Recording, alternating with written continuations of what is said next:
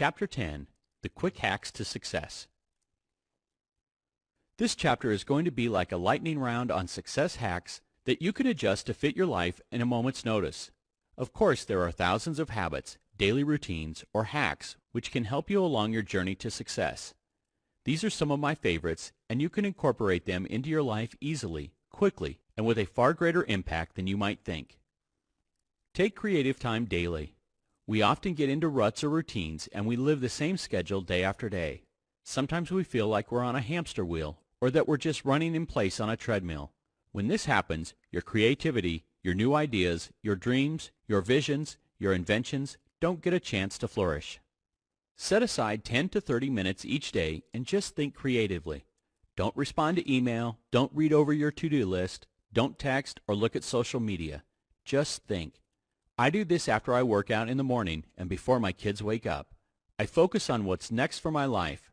What should I say in my books? What new idea can I share with people today that will have the most power to transform lives? What's my next TV show going to be? As you allow yourself to exercise your creativity, you'll get the juices flowing. I don't care if you think you're not creative. You are. If you're like most people, you don't give yourself credit for all your innovations. You've invented a new relationship, a business, a career, a game you play with your kids, a more efficient way of doing your yard work, a character that makes your spouse laugh. Nothing in life comes to us unless we think of it first. Look around you. That lamp, that chair, that painting, somebody thought about them first by being creative, and then they became reality. If you forget to take creative time every day, you're not feeding part of your soul, and you don't want it to wither. Sometimes I'll do a whole day of just being creative, where I spend time finding those things that spark my mind and fire me up and keep me looking forward to that next level of life. All of us have our own definition of creative time. It can be painting, writing, sculpting, inventing, digital design, or 1,000 other things to get your creative juices flowing. Whatever it is, schedule the time and do it daily. Observe other jobs for gratitude. What the heck does that mean? I know we spoke about gratitude earlier, but I want to give you some additional ideas for being aware of it and expressing it. Whether you are expressing thanks for something big or small, you need to find a way to get this feeling out into the world.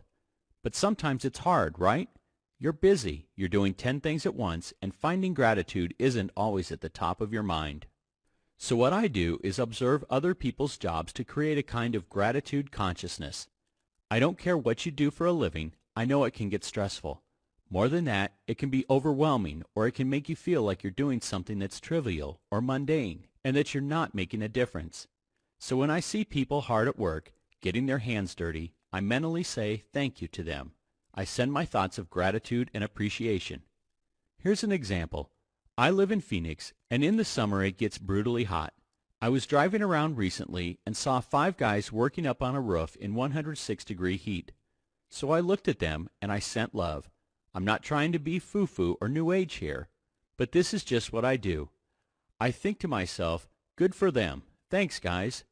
They're taking care of their families, they're making a house in my neighborhood look better, and at the same time it reminds me that I'm so grateful for what I get to do for a living. Every day I see hard-working people doing difficult jobs, and I feel gratitude for my life and send that appreciation to others. Set gratitude alarms. Since cell phones can do pretty much everything in life except go to the bathroom for you, I love using the daily alarm to remind me to stay grateful. This is a cool little trick I learned from my good friend Brendan Burchard. In the craziness of our day, not only can we forget to be grateful, we can get frustrated, overwhelmed, annoyed, or even pessimistic or unable to smile. So I set the alarm on my phone to go off every day at 3 different times, accompanied by a description that pops up when the alarm goes off. At 10 a.m. the alarm sounds and it reads, "Be optimistic, enthusiastic, and loving." At 3 p.m. it goes off again and reads, "You can handle anything." And then again at 7 p.m. when I am typically at home with my family, I see, "You are truly blessed. Be grateful." I can't tell you how many times I've needed those exact messages at those exact times. These little reminders typically make me take a 30-second break from whatever is going on and appreciate everything I have in this world. And as a bonus, the alarm and message often snap me into a better state. Stash cash. Trust me on this one. You must make it a habit to put money away.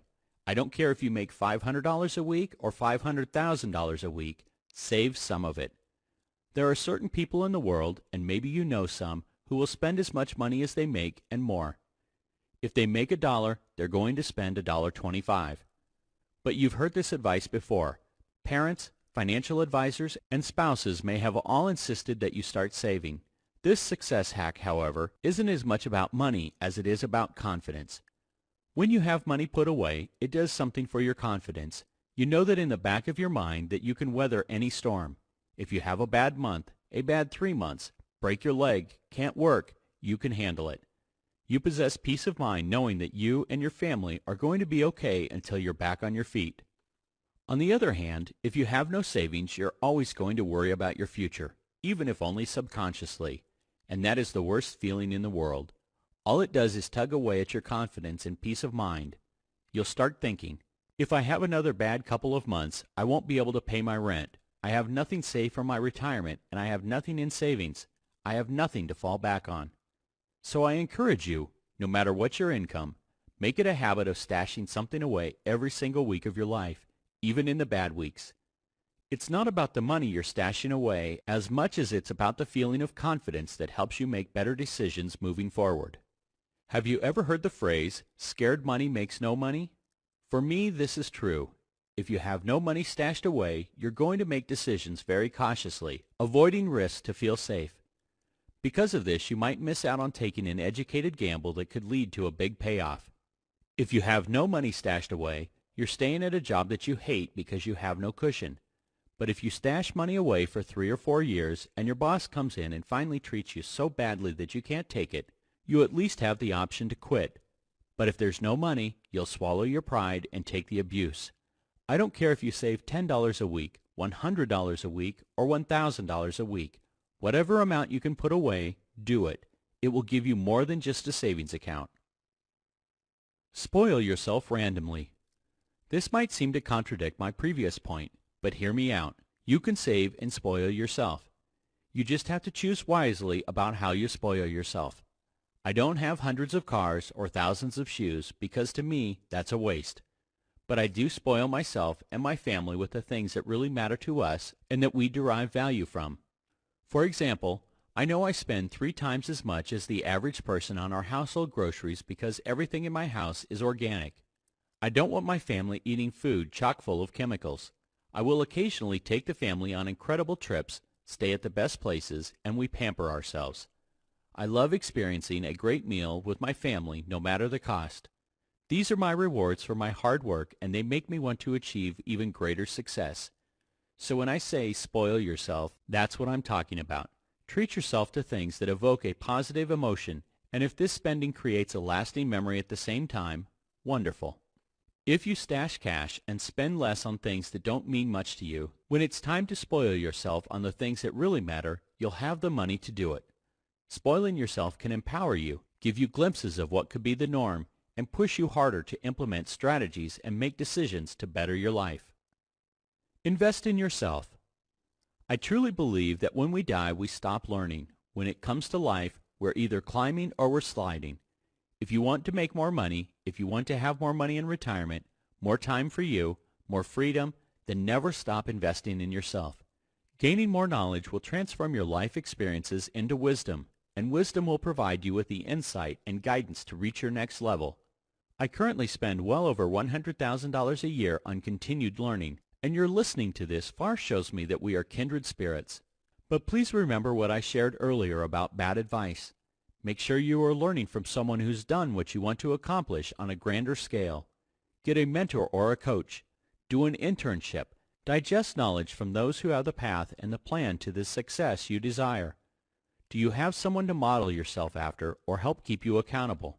If not, go to www.thebetterlife.com and click on the Coaching tab and give us a call to see if we could work together. One of my certified success coaches can 100% help you on your journey to the next level. Draw energy from your frequent smiles. I am optimistic and I love people. It's as simple as that. But I know it can be a challenge to maintain this positive, friendly outlook. Sometimes we get so busy and caught up in our own worlds that we put our heads down and ignore people who we don't think matter because we're too busy to notice them. The delivery truck driver, the building custodian, and the restaurant server may go unnoticed. But then someone with influence walks into the room, and only then do we put on our friendly faces. I promise you, I have never in my life been one of those people who treated a server badly. I'm always nice and polite.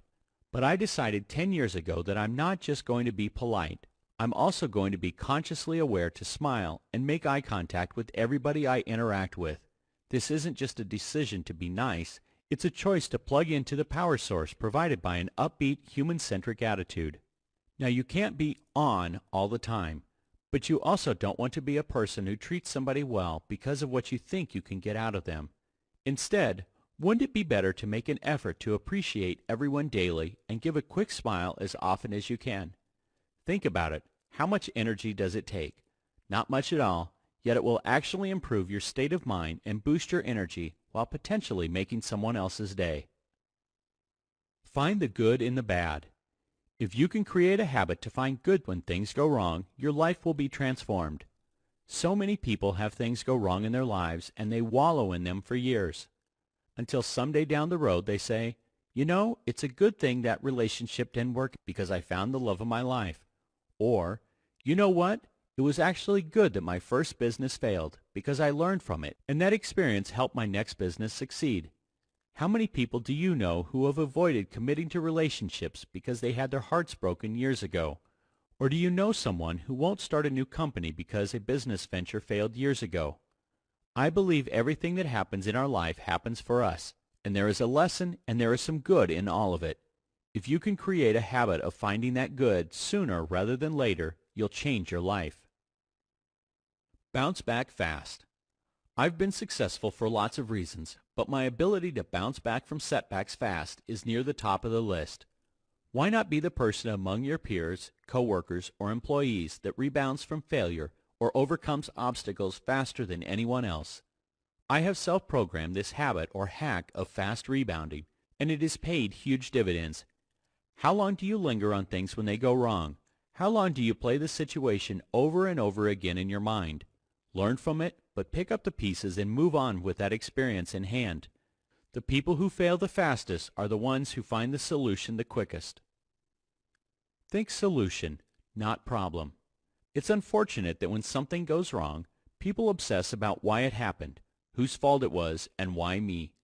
Honestly, what good is that thinking in most cases? Yes, learn from it, but train your brain to be solution-oriented. Let's take the simplest example on the planet. What happens when a glass of milk spills? Yes, you can obsess and say, how did that fall? Who made it fall? Will it stain the floor? Will it smell? Or think something along the lines of, why always me? I'm in a hurry and don't need this. But someone with a solution-oriented thought process would simply get a towel, pick up the glass, and get a new glass of milk.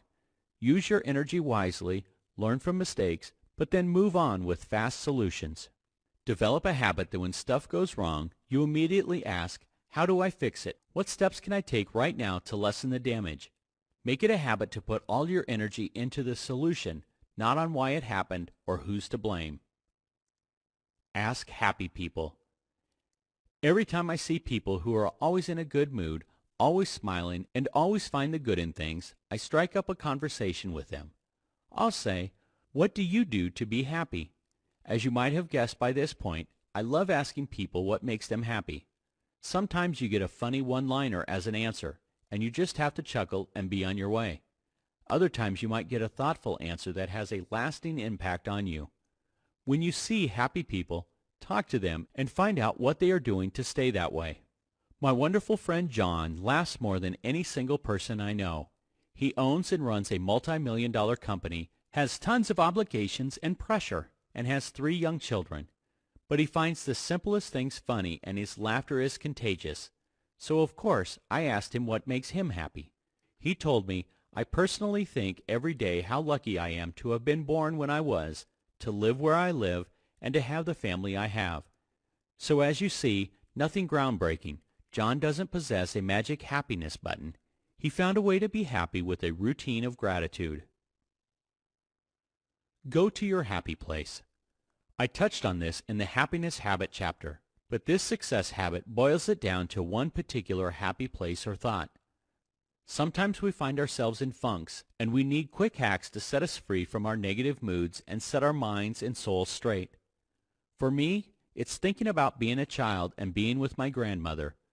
She was this warm, comforting light in my life, and when I was with her, it felt like a warm hug wrapped around my body. She taught me how to cook Italian food, and I'd sit with her on Sunday for hours while she made the tastiest Italian dishes you could imagine. Things like that are my happy places. So when I need them, I go to them. I urge you to find your happy place and make it a habit that when you are having a rough day, you remind yourself to imagine this place. Once you get out of your funk, you can start thinking clearly again. Live long and prosper. This signature phrase from Star Trek is worth applying to your life. If you don't have a healthy body, it's hard to live a healthy life and healthy thoughts. An Indian proverb says, "A healthy person has 1,000 wishes, but a sick person has only one." How true is that statement? This isn't a health book, and I don't claim to be an expert, but knowledge of healthy lifestyles is easier to find now than any other time in history. Search it out and create habits that get you in optimal health. Why make all the money and attain all the fulfillment and abundance you desire if you can't be the parent, grandparent, leader, or spouse you know who lives inside of you? To live long and prosper, you've got to exercise. It may be hard to start this habit, but once you make it a part of your life and you feel and see the benefits, you'll be hooked. You can find amazing workouts to fit your body and your fitness level online. Heck, you can hire a coach to keep you accountable and have him or her help you with a routine. But whatever you have to do, make it happen. I find that a few things keep me exercising. First, I want to be an example to my children. I want them to see me making exercise a part of my life and not treat it like a chore. I know this to be true. Kids do what you do, not what you say. Also, I want to be an active dad and someday an active grandparent. I'm sure you want the same. Here are a few other ways to make exercise a habit. First, create a fitness challenge with a friend, whether it's weight loss, pant size, a 5K, or a before and after picture contest. A challenge makes it more likely you'll get engaged with the program and stay there. Next, I recommend mixing it up. Don't do the same thing every day. Go for a walk, run, ski, swim, bike, do some weights, row a boat, play tennis, or do short sprints. Just get in a habit of doing something different daily. When you exercise, you do everything else better. You make wiser food choices, you refrain from adult beverages more often, and you even start to sleep better.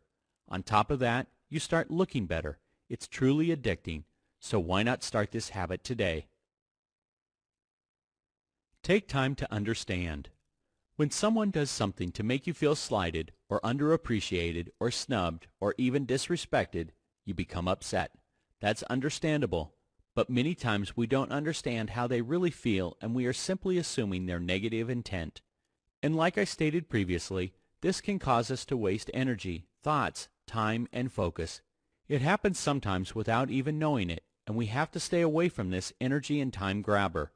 We are so much better off not wasting our time on the perceived sense that someone is doing us wrong. I had this happen with my daughter's friend's father. Every time I saw the guy, I felt he was snubbing me. I remember thinking, well, he must have a problem with me. He never smiled, barely said hi when I tried greeting him a few times. I convinced myself that he was snobbish or opinionated and foolishly never talked to him about the subject.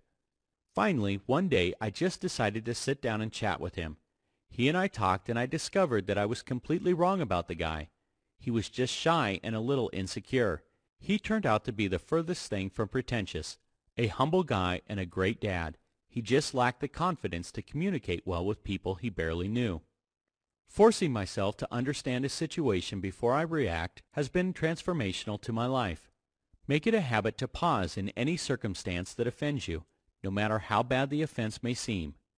So much energy and stress can be avoided if we try to understand why people are doing what they do, or if necessary, we can avoid this wasted energy by deciding it's not going to affect our mood, no matter what. If you find out your spouse lied to you, your children lied to you, somebody at work is trying to undermine you, somebody at the gym is making fun of you, or someone went behind your back, stop and take a breath.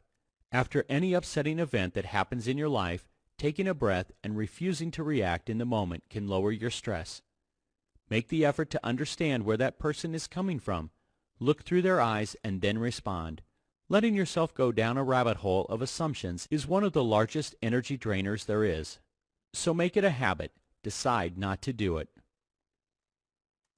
Don't judge. Easier said than done, I know. But when people ask me about times in my life when the biggest shifts or changes happened, I always reflect back on the moment when I completely let go of making judgments. Can anyone be perfect? No, of course not. But can you get pretty darn close? Heck yeah. And the results are life-changing. When we judge, we are literally expending energy, thoughts, and time on something that's none of our business, or that we often lack sufficient knowledge of to make a judgment. As a child, I grew up around people who were very judgmental, and I think some of that attitude seeped into my young adult attitudes, even though I would have considered myself a non-judging person. Then one day it hit me. I was making judgments about people, and I had no idea what kind of circumstances were causing them to act as they did. Sometimes you may see overweight people, and, as your default reaction, you assume they're lazy or just have no control when it comes to their eating. When you see alcoholics, you think they have no self-discipline and that they should just stop drinking. When you see individuals who are grumpy or disrespectful, you think they are bad people. These default mechanisms live inside all of us. But when you get rid of your judgments, a whole part of your soul opens up for new exploration and growth. As you can see, I love sharing by example, and I want to make this point in my children's lives at a young age, so they can be judgment-free their entire lives. For the last 5 Christmases, after the kids open their presents and we have our morning routine, we jump in the car and drive to downtown Phoenix, armed with bagged lunches that also contain $100 bills. We drive street by street, alley by alley, to find the homeless people on Christmas morning and hand each one of them a lunch bag. We then say Merry Christmas, and as we pull away, in so many cases, they are crying or shocked or saying thank God and thank you. And it's about more than the food and the money. It's about having the chance to feel that someone cares. And my children are old enough to realize that people will say, "Why are you giving money to the homeless? They should work. They're lazy. They have options. They will use it for drugs or alcohol." And maybe that's the case in some instances, but who are we to judge? Rather than pulling away from someone who's barely dressed, completely dirty, or smells horrible, the lessons I'm able to share with my children are the ones I want to become permanent in their souls. I get to teach my children that we don't know if the homeless people's families threw them out, or if they were molested, or if they were beaten, if they have a severe learning disability that no one noticed. I share with my children that there are a million reasons the homeless could be where they are. Some of them may be on drugs and may use alcohol, and maybe that's the only thing that quiets the noises in their head. I always tell my kids that we have no idea why they are there, but we can wish them well, let them know someone cares, pray for them, and find gratitude for the blessings we've had in our own lives. Yes, this is a lesson for my children from a dad who had a tougher childhood than they are experiencing. And yes, I may be doing this to help create adults who have empathy, caring spirits, no judgment, and have gratitude. But at the same time, I continue to do things like this to cement those values into my own life and heart. So stop judging and watch your heart, your life, your mind, your world, and your income continue to open up. Help those who are worse off than you. This may seem like the same advice that I offered in the previous habit, but bear with me and you'll see the difference here. I had a friend of mine introduce me to Joel Osteen a few years ago, and when we met, he invited me to fly to Houston and attend a service. I remember being in awe of the size of the church and how beautiful it was and how many smiling, happy people were attending. I got to sit next to Joel's wife and mother and truly enjoyed it all. I must confess it was the first time I had been in a church in quite some time. As I watched Joel share stories, he told one that really aligned with my heart, and it was something I knew to be true. This was a while ago, so I'll share as closely as I can remember. He said something along the lines of the following: when you think things are really bad in your life, when you think you don't have enough money, love, health, or maybe joy, go help somebody who's much worse off than you are. When you think your relationship is bad, go to a place where battered women need help and go donate your time or donate money. When you are feeling you deserve that raise or feel slighted, go visit a homeless shelter.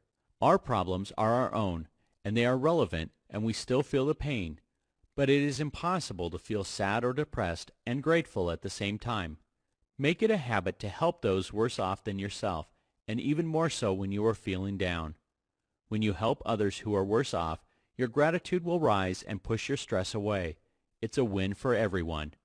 Helping others isn't a totally selfless act. As important as it is to lend a hand to those in need for its own sake, realize that you're going to benefit too. Do your best always. I know so many people who hate what they do for a living. They are dreaming, hoping, and trying as hard as they can to find a career or business they know they will love. But until you find that thing you love to do, use this quick success hack. Do the absolute best you can, even if you hate it, until your next level kicks in. Yes, it doesn't matter what it is, always give it 110%. Remember my earlier story of billionaire John Paul DeJoria, who swept floors in places his boss couldn't even see, and it set a success habit he followed for the rest of his life. Even though you may not like a particular task or job, do it amazingly well, and the benefits and habits learned will be priceless. When I was in high school and during the few years following, I used to fix wrecked cars in a collision shop with my dad. It was dirty and smelly work that, on many days, gave me headaches from the chemicals. My nails were dirty, my clothes looked like crap, and the truth is that I hated it. But you would have never known how I felt by how I carried myself. If anybody walked into that collision shop, I know they thought to themselves, "Damn, this guy loves his job." What they saw was that I did the job to the best of my ability every day and with a smile to boot. My first big real estate deal was made possible by someone who often visited the collision shop. We would chat, laugh, and I think he really liked my enthusiasm. One day I told him my story about some real estate deals I was working on and how I was juggling money but still making it happen. He ended up lending me over $80,000 because he saw my enthusiasm.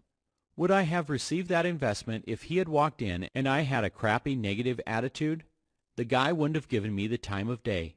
Yes, I hated fixing cars, but my habit was to do the absolute best that I could until I reached the next level of my life. This one instance was a shift in that direction. The real estate deal resulted in over $1 million in sales. True story. I love to share examples in my own life that reveal the power of the right success habits or hacks as they've become part of my life and routine. But I'm not the only one creating these hacks and habits. They are also the habits of the highest achieving, most successful people on the planet. I met Josh Bozzoni a little over 9 years ago in Hawaii at a weekend mastermind. At that time, he was running a decent-sized company and doing fairly well in the nutrition space. We hit it off and had great conversations. We stayed friends and communicated through the years. Then Josh hit hard times with his company, and it went out of business.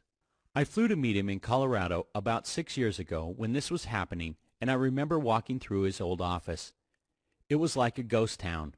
Empty desks everywhere, and it was truly sad to see. I could feel that my friend was doing his best to put on a good face, but he was heartbroken. A year or so later, Josh invited me to a small event he did in Austin, Texas. It was really his coming out party in a sense. He had spent sufficient time trying to learn what went wrong, getting over the negative stories and self-doubt in his head, and he was ready to jump back into the entrepreneurial world, even though he literally had no money to start over. Fast forward from this moment of reinvention to today, and Josh is the founder and CEO of BioTrust Nutrition, one of the world's leading premium nutrition brands. His company does hundreds of millions of dollars in sales, employs many great people, and provides outstanding products, some of which I use daily. What happened? How did Josh go from failure and the overwhelming stress of closing a business with no seed money to start a dominating world brand? His answer was, I discovered through my success and failures, through trial and error, that I had to change and create new habits. Over the years, he's been incredibly successful in many roles: entrepreneur, nutritionist, and philanthropist. So while I was writing this section of the book, I called Josh and asked if he would share his new habits or success hacks with us.